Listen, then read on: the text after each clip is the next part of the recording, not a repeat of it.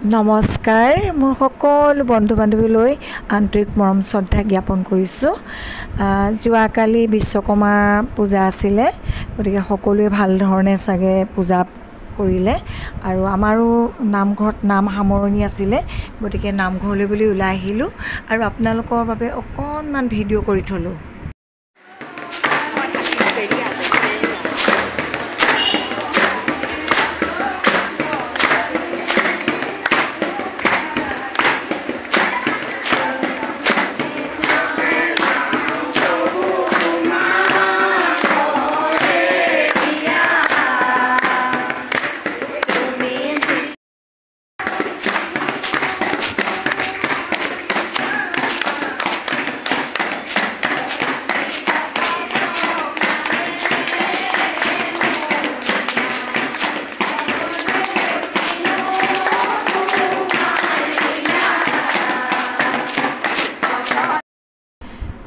ইতিমধ্যে নামঘৰত নাম গোৱা হ'ল, প্ৰসাদ খোৱা হ'ল, তাৰপিছত সকলো ঘৰা-ঘৰি আৰু তাৰপিছত আমি ঘৰলৈ আহোঁতে সদায় এই দলংখনতে ৰওঁ। মানে কি হ'ল, চাইকেলখন তাত উঠাব নোৱাৰোঁ, সেইটো কাৰণে ৰৈ দিওঁ আৰু সেই মুহূৰ্ততে আমি কেতিয়াবা ফটো তোলোঁ।